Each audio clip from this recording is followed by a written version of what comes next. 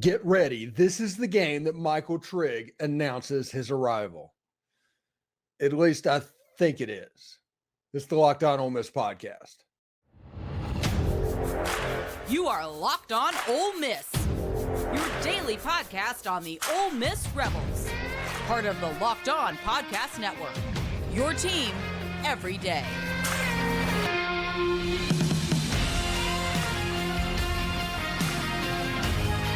Thanks for making the Locked On Ole Miss podcast your first listen every day. We're free and available wherever you get your podcast, including YouTube. We're part of the Locked On Podcast Network, your team every day. Also, the Rebels play the Georgia Tech Yellow Jackets Saturday at 6:30 p.m. Central on the SEC Network. If you want to listen to the hometown broadcast instead of maybe Cole Kublick or Jordan Rogers or those guys with SEC Saturday night, you can catch it on SiriusXM Channel 81 or on the SXM app, searching Ole Miss Rebels. The Locked On Ole Miss podcast is there as well. Hello, I'm Stephen Willis, and this is the Locked On Ole Miss podcast, and I hope everybody is having a fantastic Wednesday. Before we get started with our what to watch for stuff, because it kind of leads into it, here's a quote from Lane Kiffin from yesterday's press conference. Whether it's right or wrong, I look at things in a big picture of a whole season. I think once you go that route and commit to saying we're going to throw when you load the box, no matter what, I think you can get off balance. Your quarterback tends to take more hits. You may have more yards, but your RPOs don't work nearly as well. It keeps the more balance in the locker room of where the challenging the running back is having 1,700 yards last season. He comes back and he's getting 4 carries in a game or something. All right. This is an interesting situation for me. I'm because Ole Miss running an RPO system, it's a run pass option. It's literally doing the thing you're not covering.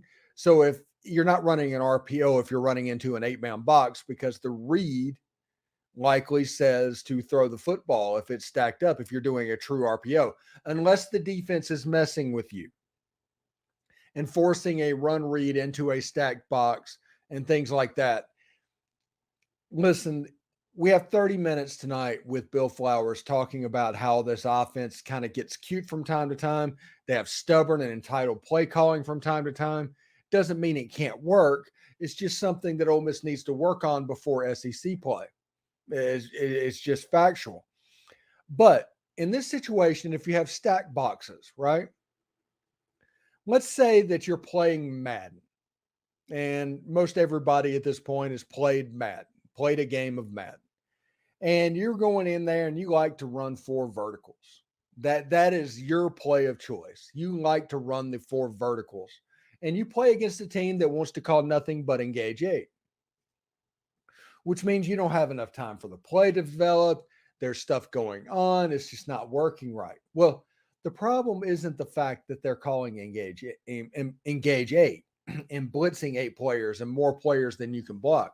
It's the fact that your play calling isn't accounting for that. And the way that Ole Miss can account for teams playing Ole Miss the way they are will be through the growth of Michael Trigg. In today's What to Watch For episode, is this the game that Michael Trigg announces his arrival?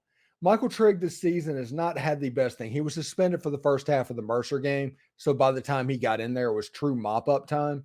But he has 4 catches, 65 yards, and a touchdown this season. He has a rapport with Jaxson Dart. Jaxson Dart uses him quite well. Jaxson Dart, if he can trust Michael Trigg to be what he needs him to be, can be an extreme weapon against Georgia Tech, and not just Georgia Tech, against Alabama, against LSU, especially when Harold Perkins and those super athletes become a part of the equation. These simple pop passes, and it doesn't change what's going on. This has been in your offense. This is in your offense's bones. You remember Matt Corradi, Kenny Yeboah. That happened all the time. And if you don't think that Charlie Weis can do that, he had a tight end over the middle of the field, and Harrison Bryant won the John Mackey Award.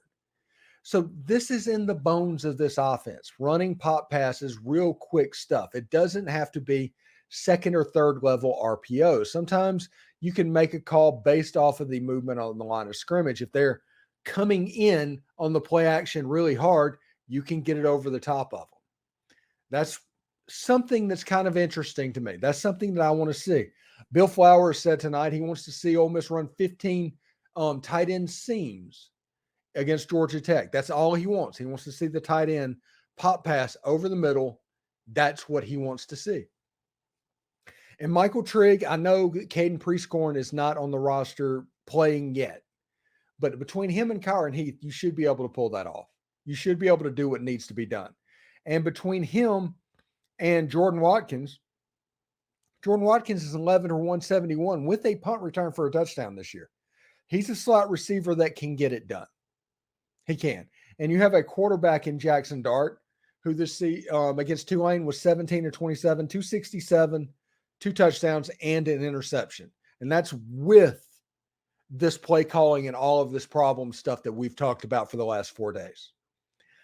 People are going to watch that Tulane game and put everything on the offensive line. And don't get me wrong, the offensive line did not play well. It didn't.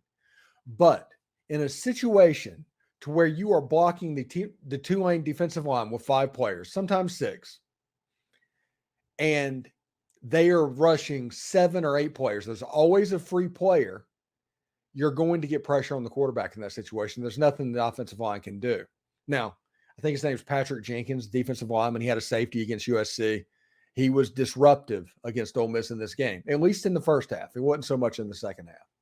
But they were in that defense. They played that defense, simple calls designed to force you to pick one thing and to take that one thing and cover it as best you can. Really, really interesting stuff, honestly. Now, what does that mean? Is Ole Miss going to actually do it? Because this is 5 or 6 games in at this point. Teams are playing Ole Miss. I think it was Clark Lee that figured this out. He was the one that first came up with this idea to where, hey, we can just engage 8 this thing. And that has happened. Vanderbilt's done it. Bama did it. Mississippi State did it. Arkansas did it. Texas Tech did it. Mercer did it. Now Tulane's did it. And I guarantee you Georgia Tech is going to do something similar on Saturday night. So how do you combat that? We need to figure out how to do this and how to handle this, because it's only going to get faster from here. The processing is going to have to get faster. You're going to have to find something that's just boom, boom, click, click, done. And you know what you do. Hey, hitches, tight end pop passes, those type things are going to be a big part of the offense to open up the game so the best running back in college football can take over. Right now, it's a tall task, and I don't think it's fair to ask Quinshon to be the superstar doing that. I understand that you want to get him touches. I get that. If you have a running back that's rushed for 1,700 yards all purpose, you want to get that player touches. Well, the inside zone is probably not the avenue to do that, though. You have to get them the right touches. You have to figure out what's going on. And once you diagnose it and make that effectively, all of a sudden you're making the linebackers move side to side, front and back, and this offense gets more and more effective. But as it sits right now, you run inside and pass outside. That's not going to be a good equation for success for Ole Miss football in 2023. It's not good. It wasn't good against Tulane. And necessarily, it wasn't necessarily the offensive line's problem, or it wasn't necessarily this is going on. I genuinely believe that stubborn play calling was the blame and trying to force inside zone. And we're going to run this no matter what. And all of a sudden it's 2nd and 12. We didn't do well on 3rd down because it was 7+ yards on 3rd down. And once that happens, it's 3 and out, and the tempo doesn't work. And all of the stuff that are hallmarks of your program, all of a sudden is being used against you. And that's kind of what is going on right now, I do believe. But I do think Michael Trigg, if they let him, can be a weapon in this football game. Kyron Heath as well. Whoever's playing the tight end position, I think each of them need to have at least 3 catches in the Georgia Tech game. Each of them should have at least 3 catches really quick. I think we need to run the bubbles. I know everybody's upset about bubble screens and Hugh Freeze, hitches, things like that, really quick to get the ball out of Jaxson Dart's hand, force the linebackers to go side to side. Maybe they'll be a little bit slower getting up the line of scrimmage, and all of a sudden the run game looks a little bit like it did last year. You don't have to change everything. You don't have to throw it whenever they're guarding the run and stuff like that. No, you can just run your offense, and these simple things, these simple tags that are already in the bones of the offense will make it more effective. I'm hoping they're saving this stuff for Bama and LSU, and they're just trying to get by it. But I was not impressed with the play calling on Saturday, ND. Anyway, today's show is brought to you by eBay Motors. Passion, drive, and patience. They're what bring home the winning trophy. It's also what keeps your ride or die alive. eBay Motors has everything you need to maintain your vehicle and level it up to peak performance, from superchargers, roof racks, exhaust kits, LED headlights, and more. Whether you're into speed, power, or style, eBay Motors has got you covered. With over 122 million parts for your number one ride or die, you'll always find exactly what you're looking for. And with eBay Guaranteed Fit, your part is guaranteed to fit your ride every time or your money back. Because with eBay Motors, you're burning rubber, not cash. With all the parts you need and all the prices you want, it's easy to turn your car into the MVP and bring home that win. Keep your ride or die alive at ebay.com/motors. eBay's Guaranteed Fit is only available to U.S. customers. College football season is here, and this season Locked On is kicking up our coverage with Locked On College Football Kickoff Live. Each Friday, Locked On will go live from 11 a.m. to 1 p.m. Eastern on every Locked On YouTube channel, including this one. College Football Kickoff Live will cover playoff implications, the conference rivalry games, and go in depth like only Locked On can, including an insight and analysis from our stable of Locked On College hosts covering their team every single day. Find Locked On College Football Kickoff Live every Friday from 11 to 1 p.m. Eastern on any Locked On College YouTube channel. You will not want to miss this. Seriously. It's actually a really good show. People should tune in on Friday for that as well. Should be a lot of fun indeed. All right. The next thing that Ole Miss needs to look at, and if we're looking at our what to watch for in this episode, the second one is how comfortable does Haynes King feel? And that's a pretty general thing that I brought up, but it's something to pay attention to. Now, Haynes King as a quarterback has won the Texas A&M job twice, and now has won the Georgia Tech job. He is the, for lack of a better word, the king of quarterback competitions.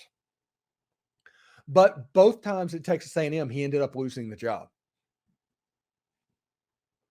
This year, he is playing an SEC team on the road. This will be his measuring stick game. He is probably not going in there at heightened confidence. We'll see exactly what happens. Now, Georgia Tech, their offensive coordinator is Buster Faulkner, who spent the last few years at Georgia as kind of a second in command to Todd Monken on the Georgia offense. He's also Corey Burton, my SEC After Dark compatriots' cousin, coaching the offense for the Georgia Tech Yellow Jackets. This is a good offense for Georgia Tech, and they scored 28 points in the second quarter in the game against Louisville this year. They lost that game, but they scored 28 points, and I don't think we can discount that. If they have a really good game plan in where they can stretch that from 1 quarter to 2 quarters, it could become problematic for the Ole Miss Rebels. I do not expect that to happen, but how comfortable Haynes King feels will depend on exactly how well he plays. Ole Miss can get in his head, force him off his spot, do all the things that a defense can do. Haynes King in his long motion, there's a chance he'll throw you some. There's a chance you jump on him a little bit. There's a chance his confidence gets shot. And that will be important to go. Now, another thing that's going to happen and that we can pay attention in this game is their wide receiver, Chase Lane, is out for the game.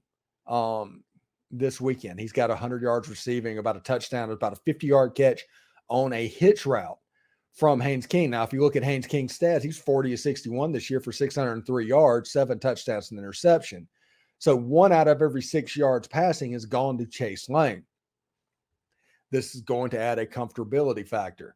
He's completing 65% of his passes, and he's over 300 yards a game. They're going to throw the ball around. Georgia Tech is going to come here and be completely ready to play. But I do not know if they have enough in the tank to take Ole Miss in this game. And we're going to talk in the next segment about why this is the trickiest game on Ole Miss's schedule this year, even though Ole Miss is favored by 19.5 points. Where this game is situated, how it's positioned, and what the next game means is not working in Ole Miss's favor leading into this game. But Haynes King, his comfortability, if he has a big day, let's say he throws for 300 yards, 70% of his passes, 2 touchdowns. I mean, good day. If he does that, Ole Miss is in a dogfight. They know they're in a dogfight. It's one of those games where you're not resting people getting ready for Alabama. You're in a dogfight. You're in a war. You are in an equivalent of last week versus Tulane. But if you take in all the things that Ole Miss has going against it, I don't know if this is a spread game. This is one of those games that I would probably predict Ole Miss not to cover the spread, anything over 10 or 11 points. And that's just because I'm expecting a sloppy football game. Now, Ole Miss could come out just with their hair on fire and jump on them. It's a home game. That place is going to be packed. And if you need tickets, you can use the Game Time ticketing app, gametime.co. And new signups can get $20 off with the promo code Locked On College. That'll help whenever you're trying to get into a game. Maybe you want to save that for the LSU game in a couple of weeks. I do not know. But that option is available to you. But Haynes King sitting back there, being comfortable, that is going to be a huge key to the game. Ole Miss has had 4 sacks in each of their game, including a sack caused fumble against Tulane over the weekend that took it from 10 points to 17 points. Jared Ivey actually referred to that touchdown as a thick 6, and which was awesome. It was hilarious. Jared Ivey is just a gift for Ole Miss fans, and I hope that people don't take him for granted because, yeah, he's pretty funny indeed. When we come back, we will talk about the third thing that you need to watch for, and Alabama cannot be the focus for this game. And I know that I'm falling in this trap of what I'm talking about going against, but it being on CBS and all of this stuff building up means that game is going to be in the back of the minds of the players. So stick around for that. But first, I do want to let you know, everyone should be empowered to take care for themselves and the ones during the unexpected. This unexpected world that we live in, you never know what's going to happen. And with supply chain issues all around the world, it could be in a situation where you do not have your medicine. And in a life-saving situation, life-saving antibiotics could be the difference between life and death. That's why Jace Medical offers the Jace case. The Jace case provides 5 life-saving antibiotics for emergency use and gives you the peace of mind that you're not just hoping that you have access to medication in an emergency. Jace Medical makes sure that you have medication in hand. Jace Medical is simple. They handle everything from the online evaluation to the licensed pharmacy medication delivery and ongoing consultation and care. Don't get caught unprepared. Save more than $360 by getting these life-saving antibiotics with Jace Medical, plus an additional $20 off by using the code Locked On at checkout with jacemedical.com. That's JASE medical.com, promo code Locked On. The Rebels play the Georgia Tech Yellow Jackets Saturday at 6:30 p.m. Central Time. We'll see all the adjustments made by Lane Kiffin after last week's game at Tulane. If you want to catch every play in the Rebels hometown broadcast, you can with SiriusXM on Channel 81. Or if you have the SXM app, you can search Ole Miss Rebels. Locked On Ole Miss is on there as well. Thanks for making the Locked On Ole Miss podcast your first and listen every day. We're free and available wherever you get your podcast, including YouTube. Part of the Locked On Podcast Network, your team every single day. Hello, I'm Stephen Willis, and this is the Locked On Ole Miss podcast. And we're going over what you need to watch for in the game versus Georgia Tech Saturday night. We started off with Ole Miss need to develop a quick passing game. Everything doesn't need to be 20 yards downfield, and the other team sees that as well, and that's the reason they're playing Ole Miss. Ole Miss needs to figure out a way to get back to torturing linebackers. They used to. It was there. They're not really doing that at the moment. So all of this happening with Georgia Tech, this is, I don't want to say a get right game because of the connotation and everything that implies. But this is a game where Ole Miss has a chance to clean up a lot of the stuff they did against Tulane, the stuff that they can clean up, and to get ready for the Georgia Tech Yellow Jackets and to get ready for the Alabama Crimson Tide. See, I just fell into that trap. Alabama can't be the focus of this game. Yesterday, I talked about it accidentally. The day before, I talked about it accidentally. I just keep bringing it up. And you need to realize that this game is probably the worst trap game that I can remember at Ole Miss. I do not remember another situation like this where Ole Miss went on the road for a ranked opponent. Ole Miss ended up winning that game, but that's beside the point. Next, they play somebody that the year before they beat 42-0 on the road. And then Alabama and CBS, a top 10 opponent on the road, awaits them the next week. This is the textbook of a trap game. Now, Lane Kiffin says, I don't know if we need to worry about that because so much of our team are new players and so much of their team are new players. But you know who it's not new players for? The coaches and the mindset of the coaches going into a game. They remember 42-0, both sides of it, because Brent Key, even though he was not the head coach for that game, he was on the sideline watching it happen as Ole Miss went up and down the field on the Georgia Tech Yellow Jackets. This game is going to be a trap game. This game is going to be a difficult game. This is what I've referred to as Ole Miss's most difficult non-conference game all offseason. This is the most talented team that Ole Miss will play in the non-conference. They're more talented than Tulane. Probably not better coached, more talented. And because of that, this has a chance to get squirrely just like Tulane did. There's a chance Georgia Tech comes in and just makes this a completely sloppy game. Again, Ole Miss doesn't play a clean game. There's operational penalties. There's turnovers. All of the stuff that can get you beat, Ole Miss is doing it because they're sitting here thinking about the Crimson Tide and everything and getting your popcorn ready the following week. This is going to be a big situation because let me tell you what could happen. And this is just as legitimate as anything that anybody else will tell you about. So whenever people want to tell you that I'm pumping sunshine, this is just as high, this is just as much of an option as the alternative. Let's say Ole Miss wins against Georgia Tech by 5 points. Ole Miss should win the game by more. Let's say they win by 5 points. They just win the game.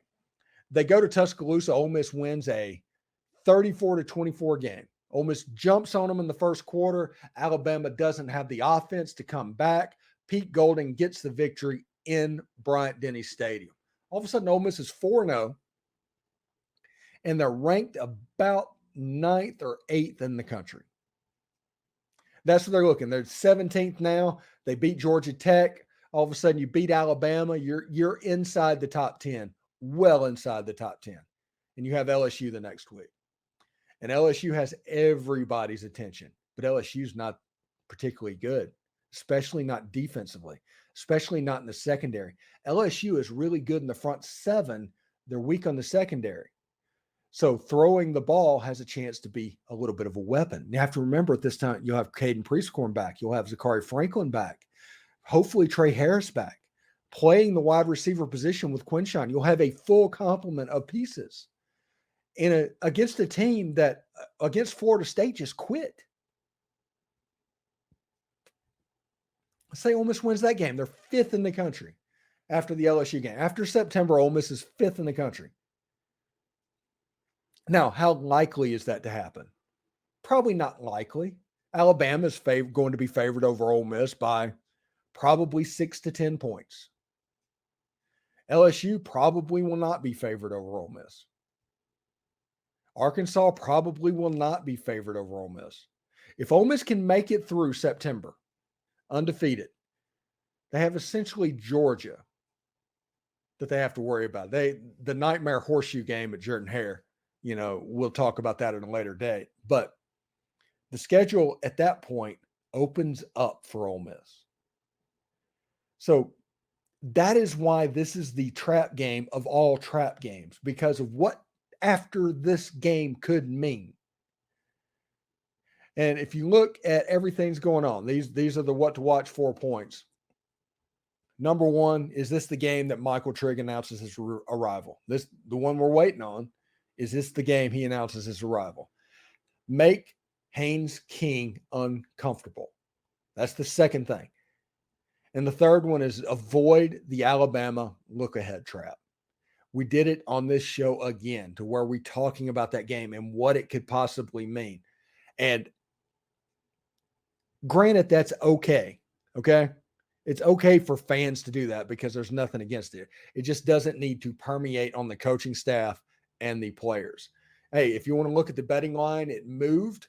It's now 19.5. It's gone down a point. Georgia Tech is the underdog. Ole Miss the favorite. The over-under has gone up like 6 points. So the under is still a play, I think, in this game. This game has 38-28. I know that's the over. That'll hit the over, but 38-28, that kind of feels like that. 35-24 kind of feels like that area. And I'm still thinking on it. When we'll release our prediction a little bit later on in the week. I do hope everybody has a good Wednesday, good hump day for everyone. Please be careful going up to the game this weekend. Check out a Rouse's Market, which is near Oxford. You can get a pickup some Stewart's Cajun Dill Pickles, who sponsors our Why Ole Miss Wins video that we'll release on Friday. So should be a lot of fun for everyone indeed. But thank you very much for making the Locked On Ole Miss podcast your first listen every day. We're free and available wherever you get your podcast, including YouTube. Part of the Locked On Podcast Network, your team every single day. Hope this recording worked. I've had to record this podcast 4 times in a row. So we'll see. Hopefully this is the one. We'll catch you tomorrow.